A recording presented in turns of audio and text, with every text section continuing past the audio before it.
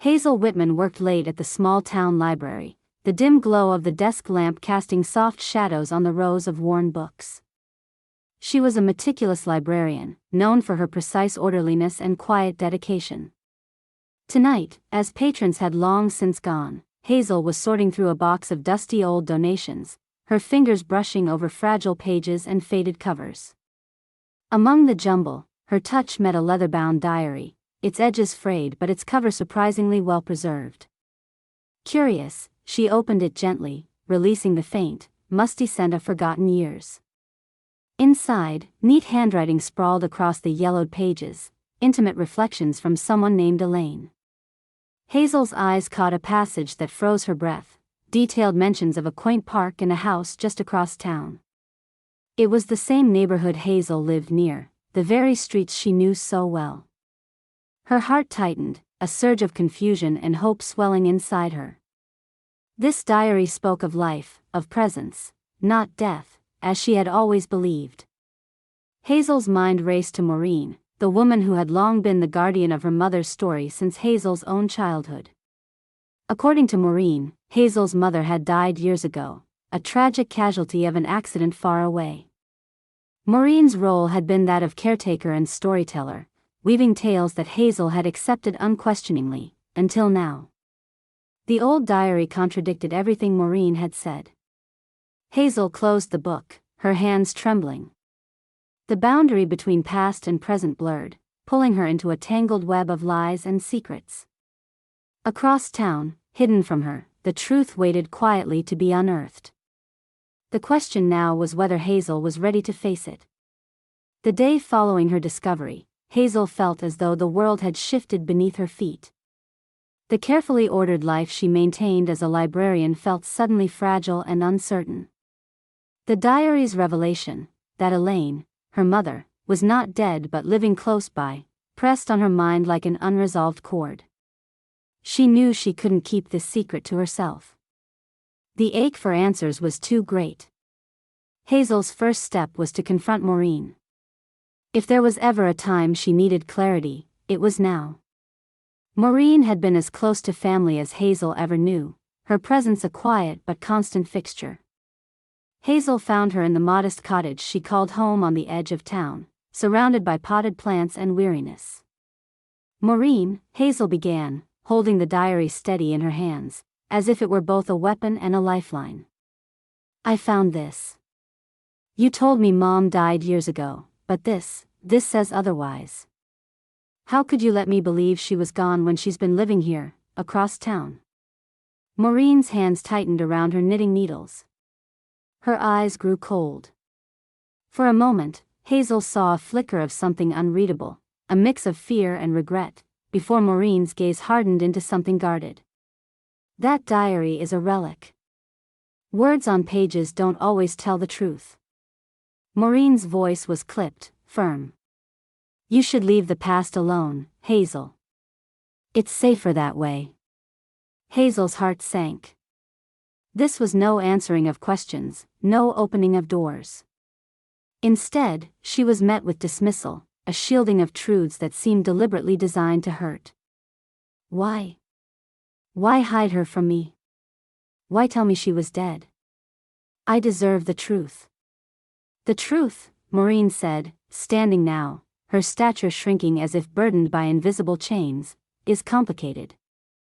Some things are better left buried."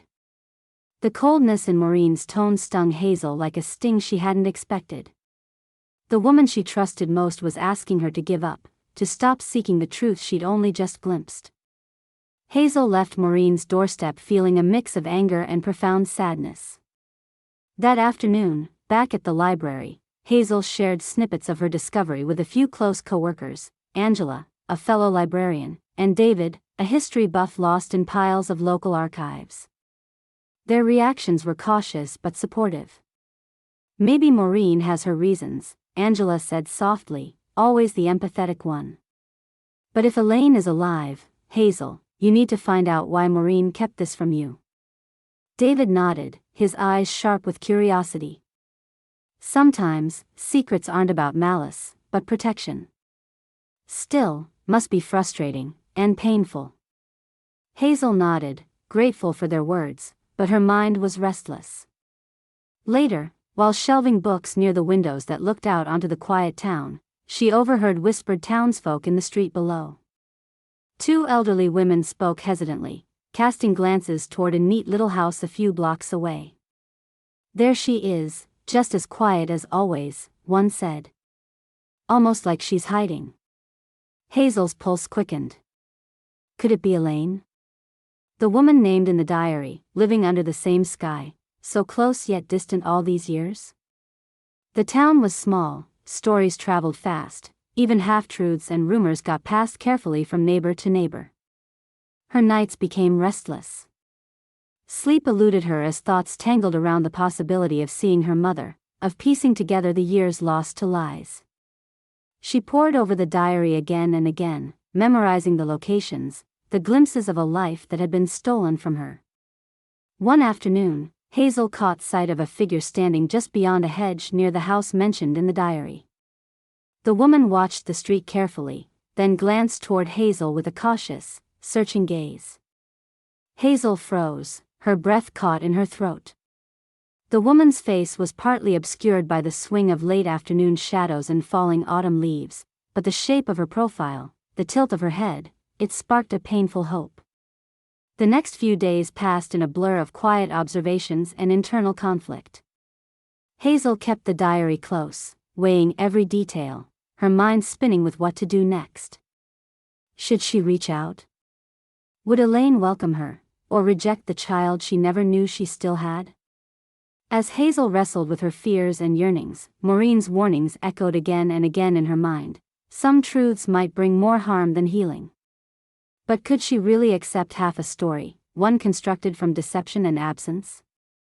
At the library, her co-workers noticed changes in Hazel.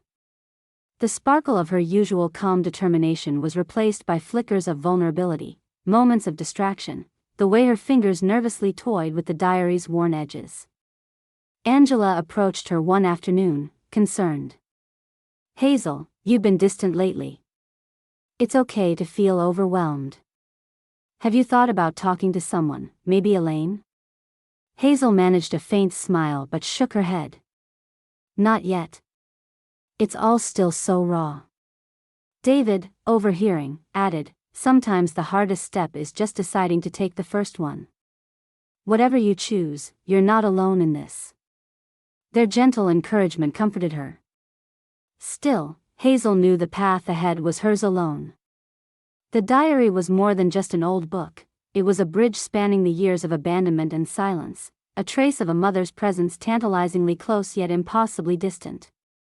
As evening settled over the town, Hazel found herself standing once again by the library window, gazing toward the house at the end of the street. The woman she had glimpsed earlier was nowhere to be seen, but Hazel's resolve was stronger than ever. Her heart held a question too bold to silence. Was Elaine waiting for her, too? Or was this a journey Hazel must take, ready or not, to reclaim a past stolen by lies and reclaim the love she had been denied for so long? The diary lay open on her desk, whispering secrets that demanded to be heard. Every page read was a step deeper into a story that would change everything Hazel thought she knew about family, truth, and trust. Hazel sat at her small kitchen table late into the night, poring over the diary. Every line, every word, was a thread she desperately tried to follow, hoping it would lead her to Elaine, or at least explain why Maureen had buried the truth so deeply. The neat cursive handwriting felt intimate, a whisper from a woman who had lived a life apart from Hazel, yet whose absence had shaped everything Hazel had ever known. She was a factual person by nature, but now she wrestled with feelings that transcended neat categories: bitterness, hope, confusion, and sorrow. She reached for her phone and began jotting down notes, addresses referenced in the diary, streets named in vague memories. Each mark on the page was a tentative step toward the unknown woman who might be her mother. The next day, Hazel left the library earlier than usual, determined to follow some leads. She began her search methodically, walking through the neighborhoods Elaine had mentioned. The crisp autumn air brushed Hazel's face as the leaves rustled beneath her feet, a bittersweet contrast to the storm roiling inside her. At one address, a quiet white house with lace curtains, Hazel paused. From the porch, a woman emerged, her movements measured and cautious.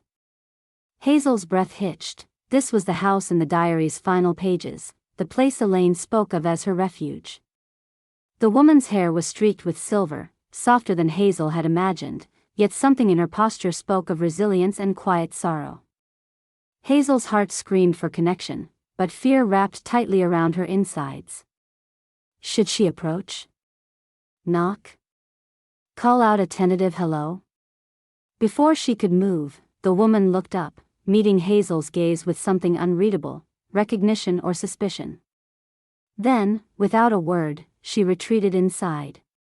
Hazel stayed, frozen for long moments, trying to make sense of the flood of feelings. She left reluctantly, her mind spinning with self-doubt. Was she intruding? Was this woman ready for her? Did she even want to be found? Back home, her phone buzzed. It was an unknown number. Hazel's hands trembled as she answered, her voice nearly a whisper. Hello? Hazel, the voice said softly, tentative with the edges of pain and familiarity, it's me. Elaine. Silence hung between them before Hazel found her voice. Mom? Yes, Elaine replied, and the single word shattered years of distance. But the reunion was far from simple. Over the following days, Hazel learned that Maureen had not only lied but actively interfered to keep them apart. Elaine's departure years ago was not a simple vanishing act but a painful consequence of warnings and betrayals from people supposedly close to the family, Maureen included. Hazel felt every bone in her body ache as she processed the depth of betrayal. Maureen's interference felt like a wound, a theft of not just time but love and connection.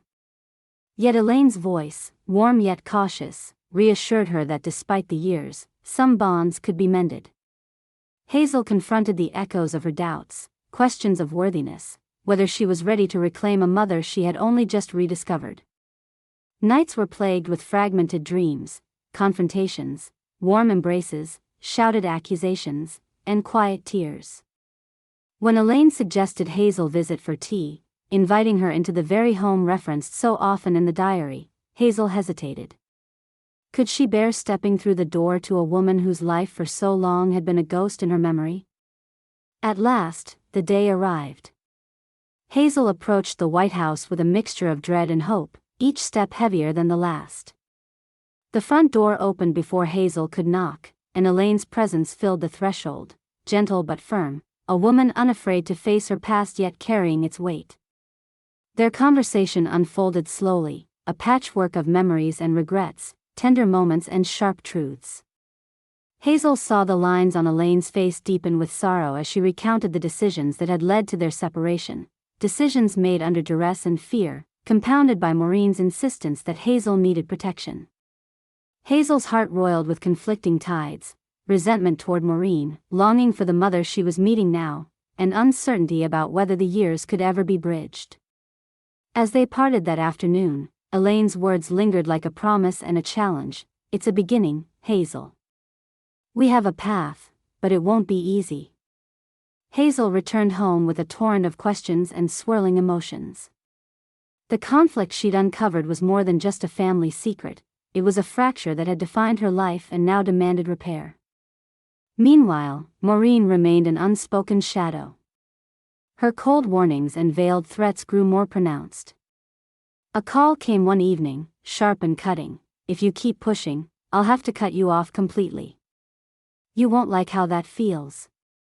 The threat shook Hazel but did not break her. Instead, it galvanized her resolve. How could she let fear silence the truth that had breathed life into her again? Could she stand her ground and reclaim the years lost to deception? In quiet moments, Hazel wrestled with these questions, often staring out the library windows long after closing time. The diary lay nearby like a compass, guiding her through the storm. She asked herself, if the chance to heal was within reach, could she let the past's shadows keep her from the future she longed for? How do we weigh the cost of long-held lies against the fragile hope of love rediscovered? The answers remained elusive, but Hazel knew this much: she would not surrender the fight to uncover her true story. She was no longer the girl who accepted stories without question.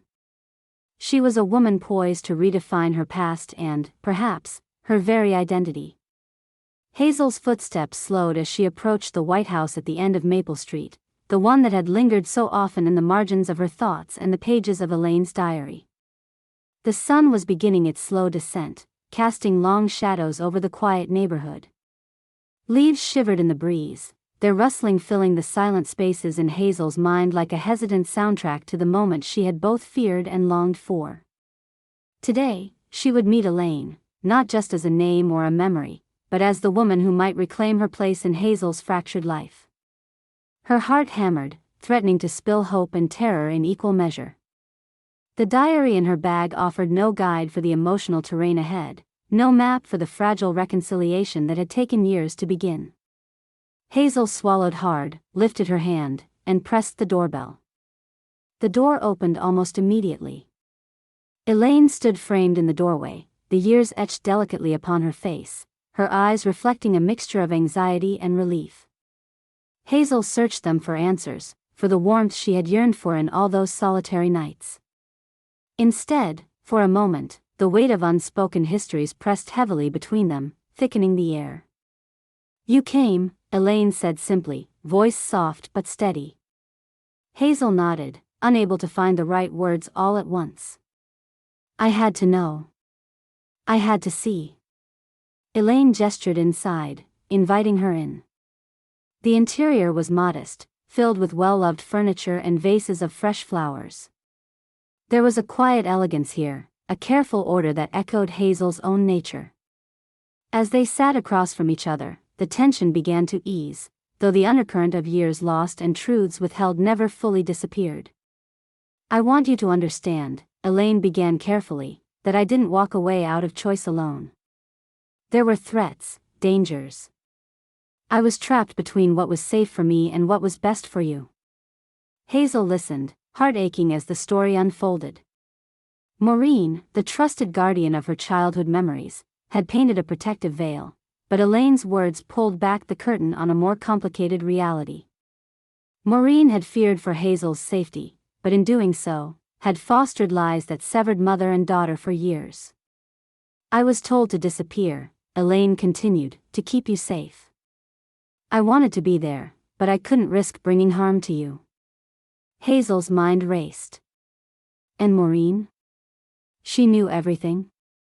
She knew enough. She made choices too. Elaine's expression tightened.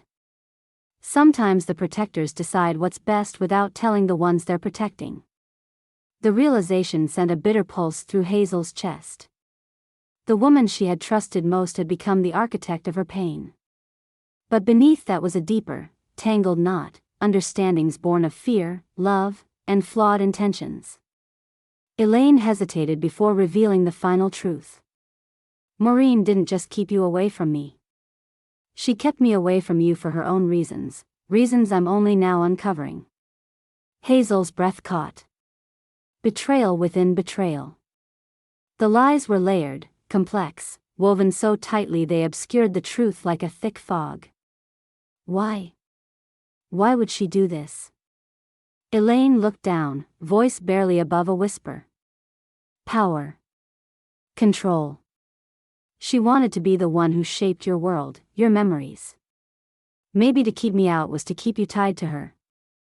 The weight of these words settled heavily between them, an admission that shattered Hazel's understanding of the past and the people in it. Tears prickled at Hazel's eyes, not only for the years lost but for the strength required to face such truths. "We can't change what happened," Elaine added, voice firming, "but we can choose what happens next." Hazel nodded slowly. The tension she had carried, between anger and longing, fear and hope, began to soften. Here was a path, illuminated not by certainty but by willingness. Their conversation stretched well into the evening, unearthing pieces of missed moments and unanswered questions. Each revelation chipped away at the walls Hazel had built around her heart.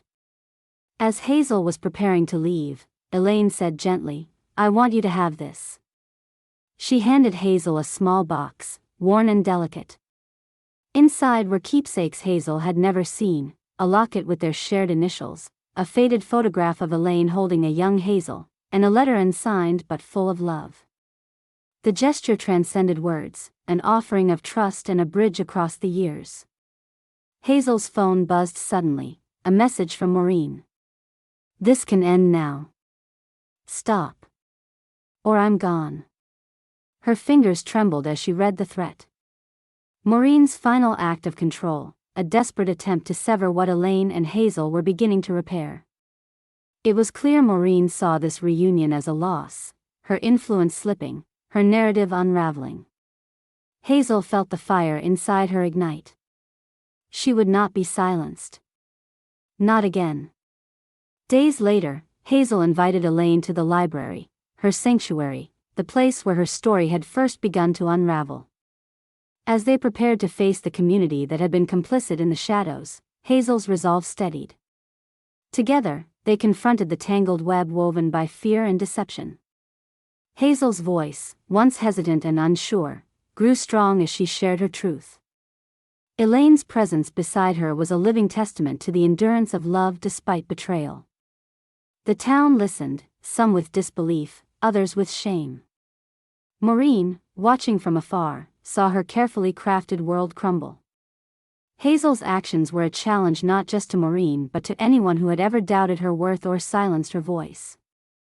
As the sun set, Hazel realized the path forward was still uncertain, but she walked it with her mother's hand in hers, ready to build what had been stolen, piece by fragile piece. In this journey, Hazel learned that forgiveness was not forgetting, it was releasing the past's hold over her future. And sometimes, that was the strongest truth of all. Have you ever grappled with the delicate balance between forgiveness and reclaiming your own story?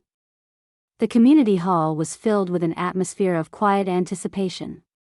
Hazel sat near the front, a steadying force beside Elaine, who seemed both nervous and resolute. The gathering was no ordinary town meeting, it was, as Hazel had hoped, a chance to reclaim her story in the presence of those who had shaped it, for better or worse. The room was dense with familiar faces, some curious, others wary, all held together in the collective tension of a story unfolding.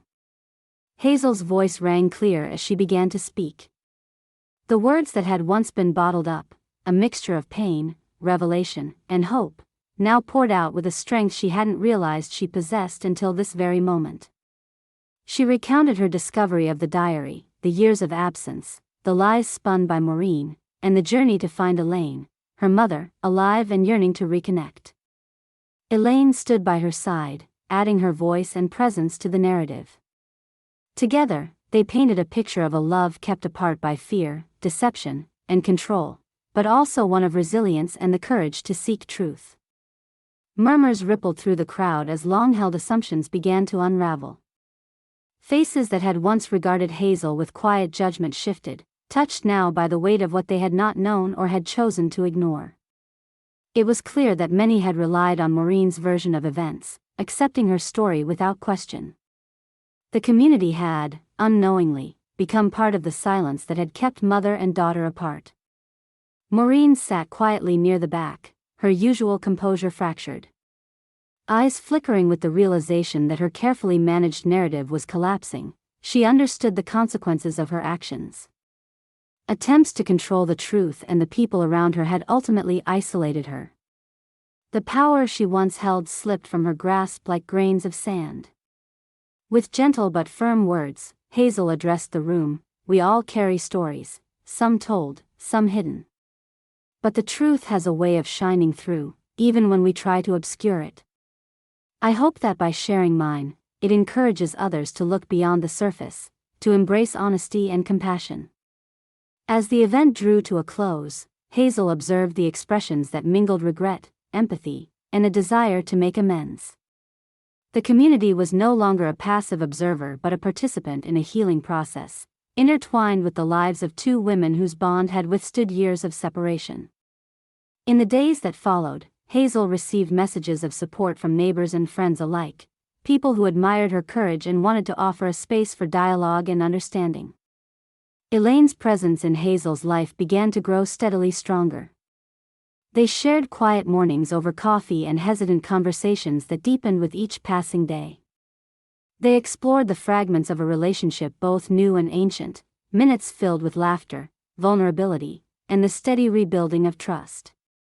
Hazel never forgot the ache that came with the years lost, the silence and absence that had hollowed parts of her. But she had reclaimed what mattered most, the connection to her mother, the truth of her own story, and the courage to stand in it fully. Maureen remained a distant figure, not shunned with hatred but acknowledged with sorrow for the damage wrought. Hazel understood that forgiveness was a complex, ongoing choice rather than simple absolution. One afternoon, as sunlight filtered through the library windows, Hazel reflected on everything she had endured, the lies, the longing, the discoveries. She had walked a path shadowed by secrets and emerged into a light that, while not blinding, was warm and true. The diary lay on her desk, no longer a symbol of mystery but a bridge that had led her home. As she closed the diary with a gentle sigh, Hazel felt a deep sense of peace, the kind born from reclaimed identity and unspoken promises. Her mother's hand, once just a memory, was now a living touch guiding her forward. If this story moved you, don't forget to subscribe for more emotional journeys. See you in our next story.